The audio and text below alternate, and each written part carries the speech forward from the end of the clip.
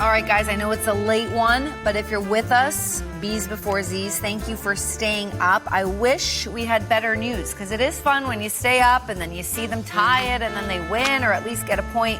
But unfortunately, they lost. And with that, we welcome you to Bruins Overtime Live, presented by buyatoyota.com. For offers not seen on TV, visit buyatoyota.com with Billy and Razor.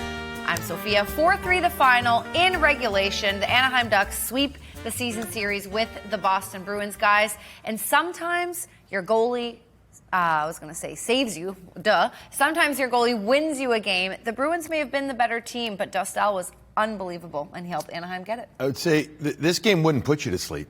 This was a very fun, entertaining game. Yeah. Maybe you could argue it wasn't the most beautifully defensive played game at times, but so what? I mean, it was fun. Dostal was great. He, I would say, he made a statement in this game, making some very big saves at key times, like Korpisalo did as well. Both goalies, because of the plethora of shots that happened, especially from between the circles, Razors had to make some big saves. 72 shots in the game, but the chances were sky high on top of that. Korpisalo was unbelievable in the third period. Once the Bruins tied it up, he did everything he could to keep this in. It's a tip off his own player that ends up going in to beat him.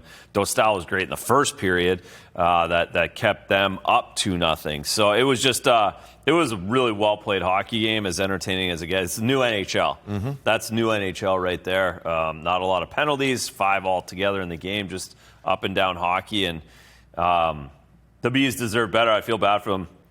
Deserve better, and it's just one more of those overtime. The overtime points are just so important in this league, and they've given up 4 or 5 of them now. That's what's in my head right now. Yeah, it's disappointing. Yeah, it is. They played good. They worked so hard. They were to come back, and so good.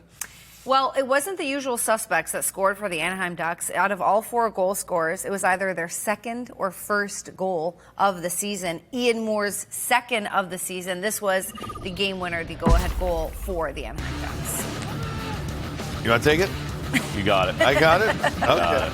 Well, ever since the Bruins tied the game up, it was like all of a sudden they exhaled, and then they started to give the puck away, and next thing you know, right here, you get a great breakout, and then a pull-up move, alleviate the pressure, 2 Bruins on one side, and then there's a shot from Ian Moore, the Harvard kid born in Salt Lake City.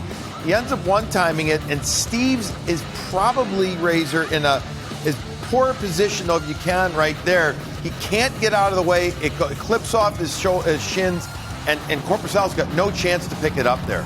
None at all. And it's not really all, like Steves just kind of ends up in a bad spot on the pull-up, right? He's coming back as hard as he can to back check, probably over back checks a little bit as we see him get to the front of the net. And now he's in no man's land, and that play gets made. And, you know, unfortunately, you have to block that shot. That like once you end up in that position as a forward, that close to the goaltender, you have to get hit by it somehow and have it go wide, because otherwise it ends up in the back of your net. And, you know, you feel for both of those guys. It's just a hockey play, but one that cost them. Yeah, and it was Leo Carlsson that brought the puck into the zone, the young Swede who is not even 21 years old yet and over a point a game. I mean, that was a really just simple play, but a nice play. Curls, feels the pressure, curls, alleviates the pressure, puts it in a perfect spot for Moore to one-time it. Listen, a lot of question marks around Morgan Geekie in training camp. Is he going to be able to live up to the contract, to the expectations of last season? He's got 14 goals on the season, 2 power play goals in this one, guys, and he's absolutely putting his money where his mouth is, tying it at threes right here. I think if his agent knew he was going to be scoring this much, he might have asked for even more. A little more money. I mean, good for Morgan Geekie. He and David continue to have amazing chemistry. Face-off win. Razor, you brought up the fact that Morgan talked about that after the first period, right? Wanting to do some stuff. And how about this high tip? So hard for a goalie to pick up. Because I think, you know, the goaltender is Pasternak finds the stick blade of Geekie, who literally just kisses the puck in tension like that. But the goalie's got to respect so many other things. That's all it takes. Just the millimeter of that puck hitting Geekie's stick. And their power, I mean, we talked about in the green room, their power play is so good and just so much credit has to go to Steve Spott for what he's done and come in and having the face-off play set up and having all different options to play off of all of these. And now it's the high tip. That'll open up something else for the next game. It's just, it's really impressive, and it's why they were in this game again, going 2 for 2. Yeah, 2 power play goals in this one. Heading into this one, the Bruins tied 5th in the league. Their power play clicking at 25.4%. Okay, to start the first period, unfortunately, the Bruins got behind early. 2 goals by the Ducks, exactly 4 minutes apart. Let's take a look at Harkins and Gudis' goals in the first period, Razor. Yes, and this one's just too early. Unfortunately, Hampus Lindholm's stick breaks over in this left corner on that play there. He goes down, he loses his stick.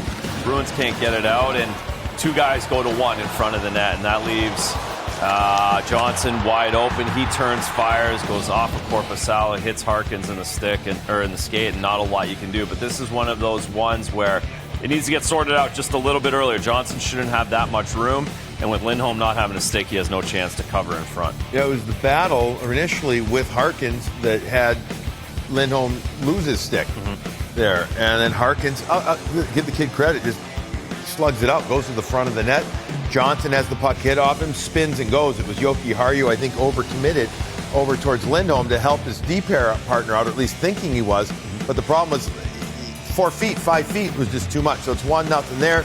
Then on the forecheck, there's Moore, helps get the puck out for the Anaheim Ducks, and away they go the other way. They love to play off the rush.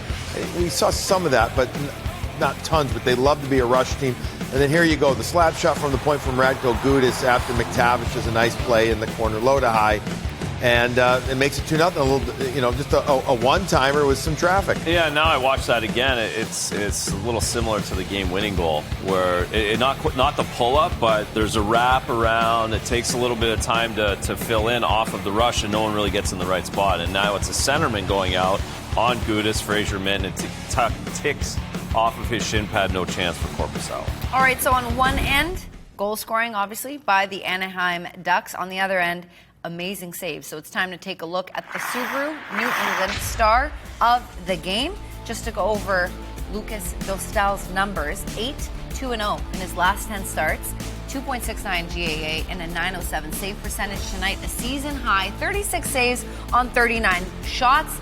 Let's show you some of them because, boy, did he really get the Ducks, give them some momentum and keep them in it. No question. Bill, you talked after the second intermission, you counted on the shot clock 21 shots within the house, and those in between the dots and below those hash at the top of the circles. So the Bruins had a ton of opportunities, ton of shots like this, and Lucas Dostal, who's just been an absolute rock for this surging Anaheim Ducks team. It was a great revelation last season and has continued to back it up this season, playing all but 4 games this season, and that 8-2 record has been sparkling. And now watching tonight, this isn't just a product of what's going on in front of him. He's coming up big for these Ducks. Yeah, in fact, it might be the opposite Yeah, because 100%. This is a team that Joel Quenneville can't be happy with their structure right now, and Dostal is saving their saving their hides with how porous middle of the ice has been.